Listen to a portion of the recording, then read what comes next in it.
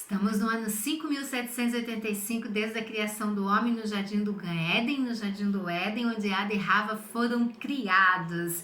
Estamos aqui no nosso canal e aqui nós temos estudos de Torá toda semana, leituras das porções de Torá também diariamente. Um alimento espiritual delicioso para as nossas vidas. Meu desejo que a tua vida seja edificada. Se você está aqui pela primeira vez, muito obrigado, fica conosco, nos assista até o final, curta, compartilha, comente, se inscreva no nosso canal e ajude-nos a crescer. Se tu já é inscrito, muito obrigada, que o Eterno te abençoe. Eu, Nara Chaves, no Torá e Prosa. Hoje nós estamos aqui, essa semana, nós estamos na 12ª Parashá, no segundo livro da Torá, livro de Shemot, que significa o nome, Então hoje nós vamos aqui esmiuçar um pouquinho essa leitura, Como eu deixei aqui com vocês ontem toda a introdução dessa semana, mas agora começando, nós vamos esmiuçar essa leitura desta porção de Torá, ver o que tem ali dentro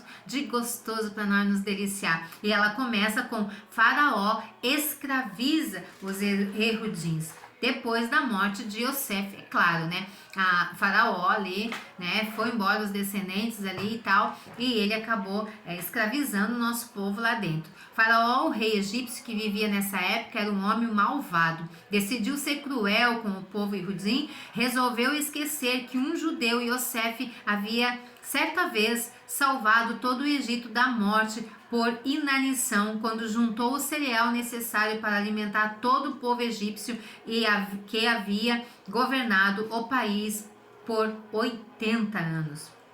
O faraó disse aos conselheiros: devemos criar um plano para evitar que as judias tenham tantos filhos. Se as famílias continuarem crescendo na forma como estão fazendo agora, logo haverá mais judeus que os egípcios. Olha só como começou a planejar a ideia, para matar os judeus. Então, queria ali exterminar com os filhos, com as famílias. Se as famílias continuarem crescendo da forma como estão agora, logo haverá mais judeus que egípcios. E os judeus poderão aliar-se aos nossos inimigos e assumir o controle do nosso país aqui do Egito. O faraó e os ministros urdiram um terrível plano. Transformariam os judeus em escravos que trabalhariam para eles noite e dia. Separariam os pais das famílias e os deixariam tão fracos que poucas crianças nasceriam.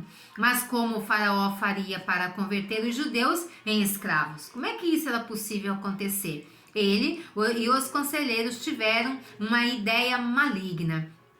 Proclamaram o seguinte anúncio: o faraó precisa construir novos edifícios para armazenamento de cereal. Necessita de grande número de trabalhadores para as obras. Espera que todos os cidadãos responsáveis se unam para ajudar. Todos os trabalhadores serão pagos. Os egípcios disseram ao povo de Israel: o que vocês judeus estão fazendo para ajudar o nosso país? Também deve ajudar. Assim, os judeus começaram a trabalhar na construção de novos armazéns para Faraó. Para estimular as pessoas a trabalharem, o próprio Faraó se apresentou na obra no primeiro dia, pá na mão. Logo correu a notícia de que até o rei havia pessoalmente ajudado nas tarefas da construção. Animados, mais e mais pessoas se apresentaram, entre essas todos os homens judeus, com exceção daqueles da tribo de Levi. Os homens do faraó foram aos homens da tribo de Levi e perguntaram: não nos ajudarão na construção? Mas eles se negaram. Responderam: somos os rabinos do povo judeu, devemos estudar e ensiná-los. Não temos tempo para nenhum outro tipo de trabalho. Quando os homens do faraó escutaram isso, não mais incomodaram os homens da tribo de Levi. A princípio, o faraó pegava os trabalhadores erudins ao cabo de certo tempo, porém deixou de fazê-lo. Quando os judeus protestaram, os supervisores disseram: o rei ordena que todos os judeus continuem construindo, mesmo sem salário. Alguns judeus não se apresentaram mais para trabalhar, mas os supervisores conheciam o nome e endereço de cada um deles. Os policiais egípcios eram informados sobre todo judeu que faltava ao trabalho, e eles eram levados à força. Os supervisores egípcios eram exploradores cruéis e desanimados. Obrigaram todos os judeus a trabalhar rapidamente e sem descanso. Se um judeu demorava porque estava cansado, era açoitado com um chicote e obrigado a trabalhar ainda mais rápido. O faraó também designou policiais entre os judeus, cujo trabalho era conseguir que os judeus trabalhassem ao máximo de sua capacidade. Os policiais judeus tinham ordens de açoitar todo judeu que fosse lento no trabalho, mas se negaram a castigar seus irmãos judeus. Quando os supervisores egípcios viram que a polícia judaica se apiedava dos demais judeus e permitia-lhes fazer o trabalho mais lentamente, começaram então a açoitar os policiais judeus. Porém, estes judeus preferiam o chicote a golpear seus irmãos judeus. Mais tarde, o Eterno premiou estes heróicos policiais erudins, chamou-os de Zequinim, anciãos do povo judaico. O faraó dá permissão aos egípcios para empregar judeus como escravos. O faraó esperava escutar a notícia de que o povo de Israel tinha cada vez menor número de filhos, mas para sua desilusão, ele foi informado que o número de filhos era ainda cada vez maior. Os judeus não trabalham com empenho suficiente, concluiu o faraó. Aí é que está o problema. Por isso o faraó fez novo anúncio. Todo o Egito pôde levar os judeus que quiser, a fim de que trabalhem na sua casa ou na lavoura.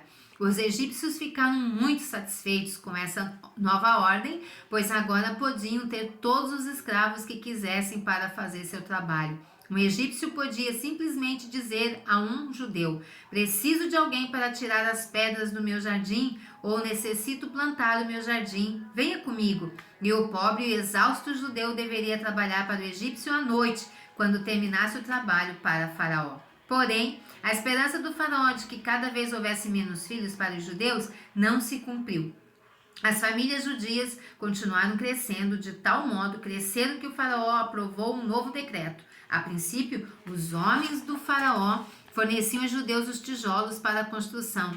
Agora o faraó queria que os judeus fabricassem seus próprios tijolos. E aí a gente vê que a tarefa diária foi ficando cada vez mais pesada, cada vez mais difícil. Agora o faraó queria que os judeus fabricassem seus próprios tijolos.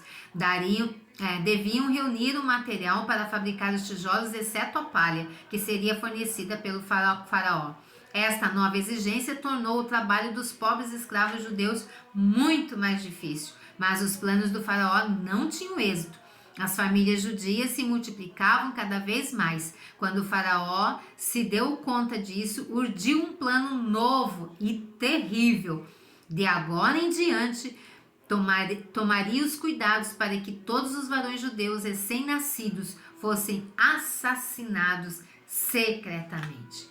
Então você veja bem, meus queridos que me ouvem, me assistem aqui, como é terrível o desejo de querer afastar o nosso povo do seu convívio familiar e, claro, afastando do convívio familiar, está afastando da presença do Eterno, porque eles sabiam que o nosso povo era um povo que servia ao Eterno Criador, o único Elohim, né? O único Eterno que existe. Então aqui fica essa grande lição para nós. O que está me separando, né? O que estão tentando me afastar? O que estão tentando abafar? O que estão tentando sufocar a minha busca da presença do Eterno? Será que é as religiões que está querendo te afastar, te sufocar? Será que as religiões são um peso? Porque a Torá não é peso, nós somos livres. Nós servimos ao Eterno, cumprimos as mitzvahs, e isso é maravilhoso, é delicioso, nós cumprimos, nós somos livres, né? Agora, será que é o peso da religião? Pensa aí o que está te afastando da presença, o que está sendo um fardo, o que está sendo um peso para você? Conta para mim aí nos comentários, né, que eu vou te ajudar e nós vamos nos ajudar, né? Nós vamos ser edificados, já estamos sendo com a palavra do Eterno, que Ele te abençoe, te alcance. Muito obrigada por ficar aqui comigo até o final desse vídeo, que você se enriqueça ainda mais, ouça mais um pouco, enfim, deixa o Eterno falar ao teu coração. Quando Ele fala, não há erros e não há peso. Que o Eterno te abençoe. Lehitraot. Até a próxima.